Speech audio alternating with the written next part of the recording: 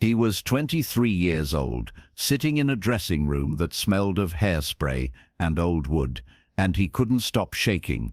Not from nerves, from grief.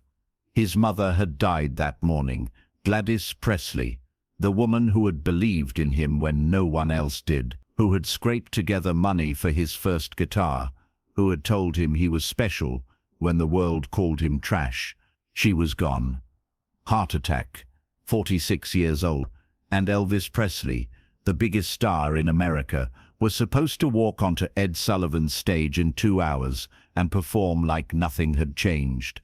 Like his world hadn't just collapsed. It was August 1958. The Ed Sullivan Show was live, and backstage a young man who had everything was trying to figure out how to keep breathing. Ed Sullivan knew the call had come that afternoon. Elvis's manager, Colonel Parker, leave the situation. Gladys had died at Methodist Hospital in Memphis. Elvis had been with her, held her hand, and now, hours later, he was in New York because the colonel had convinced him that canceling would damage his career, that his mother would have wanted him to perform, that he owed it to his fans. Ed had listened to all of this and felt something close to rage, not at the colonel, though he wanted to, at the system, at the machine that ground people up and called it professionalism. He hung up the phone and sat in his office for a long time, trying to decide what kind of man he wanted to be. The studio was filling up. The audience didn't know. Why would they? This was entertainment. This was spectacle. They were here to see Elvis Presley, the boy who moved his hips and made teenage girls scream. They weren't here for tragedy. Ed stood backstage and watched the crew prepare. Lights, cameras, microphones, everything in its place, everything ready. Except the young man in the dressing room, who was falling apart. Ed knocked on the door, heard a quiet come in. Elvis was sitting on a small couch, his head in his hands. He looked up when Ed entered. His eyes were red. His face was swollen. He tried to stand, to be polite, to be professional. Ed waved him back down, sat beside him. For a long moment, neither of them spoke.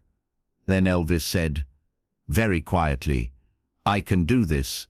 I can perform. I just need a minute." His voice cracked on the last word. Ed looked at him, really looked at him, and what he saw wasn't a star. He saw a boy who had just lost his mother.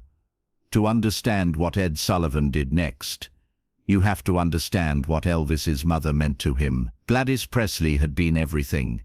Father, friend, protector. Elvis's twin brother had been stillborn, and Gladys had poured all her love into the son who survived. They were inseparable, even as Elvis became famous, even as the world wanted pieces of him. Gladys remained his anchor. He bought her a house, bought her cars, gave her everything he could, but what she wanted most was just him, her boy, and now she was gone, and he was sitting in a dressing room, trying to figure out how to sing love songs when he felt like dying.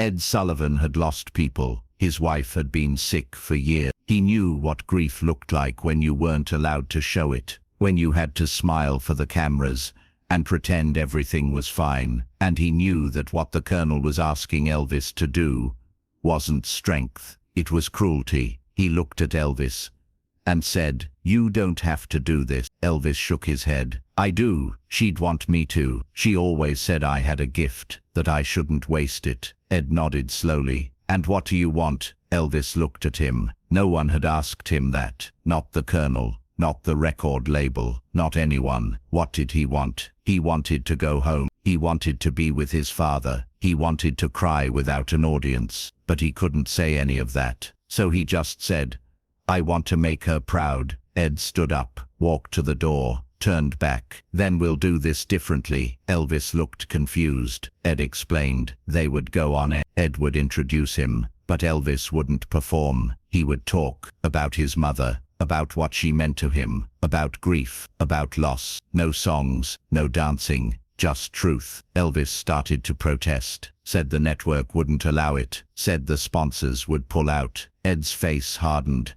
This is my show, and tonight, it's going to be about something real. The crew thought Ed had lost his mind. The producers tried to talk him out of it. The Colonel threatened lawsuits, but Ed Sullivan didn't budge. He walked onto that stage with the cameras rolling and did something that had never been done on American television. He told the truth. He said, "Ladies and gentlemen, Elvis Presley is here tonight. But before we bring him out, I need to tell you something. This morning, Elvis lost his mother. Gladys Presley passed away. She was 46 years old." The audience gasped. Some people started crying immediately. Ed continued, "Elvis wanted to cancel. I told him he could. But he said his mother would have wanted him to be here. So he's here. But tonight, we're not going to ask him to sing. We're going to let him talk about her, about grief, about what it means to lose someone you love." Elvis walked onto that stage, looking like a ghost. The audience applauded, but it was different, softer, respectful. Ed guided him to a chair, sat across from him, and for the next 20 minutes, in front of 30 million people, Elvis Presley grieved.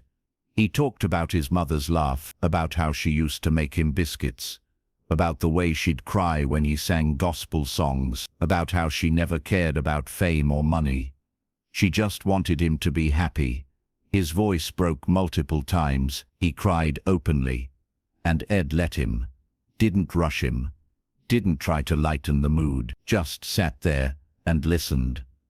At one point, Elvis looked at the camera and said something that would be remembered for decades. "If you got a mama, call her tonight. Tell her you love her. Don't wait. Don't think you got time, because you don't know." The studio was silent. The camera operators were crying. The audience was crying. This wasn't entertainment. This was a national moment of grief, shared, witnessed, real. When the segment ended, Ed didn't go to commercial. He stood, walked over to Elvis, put his hand on the young man's shoulder and said, "Your mother would be very proud of you." Elvis nodded. Couldn't speak. Ed walked him off stage. The audience stood and applauded, not for a performance, for courage, for honesty, for being human. The fallout was immediate. Some sponsors complained. Some southern stations refused to air the episode. But something else happened too. Letters poured in, thousands of them, from people who had lost parents, from people carrying grief they'd never been allowed to express, from people who said that watching Elvis break down on television gave them permission to grieve too. The episode became one of the most watched in Ed Sullivan Show history, not because of spectacle, because of truth.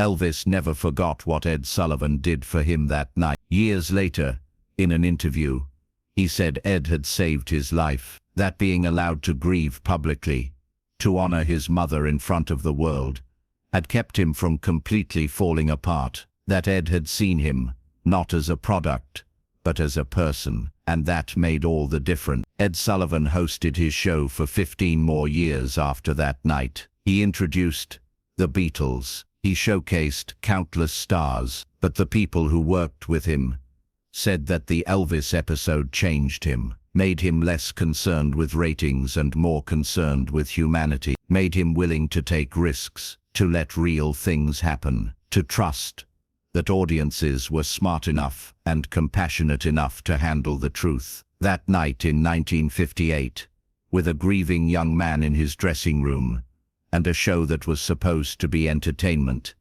Ed Sullivan made a choice. He chose compassion over commerce. He chose to let someone grieve instead of perform. He chose to believe that television could be more than distraction, that it could be a space for healing, for connection, for truth. And in doing that, he gave not just Elvis, but an entire nation, permission to be human. The cameras kept rolling. The show went on, but something had shifted. Television, for those 20 minutes, had been a witness to real life, to real pain, to real love, and everyone who watched understood that they had seen something rare, not a performance, but a moment of grace. What would you have done in Ed's position? If this story moved you, consider subscribing. These moments deserve to be remembered.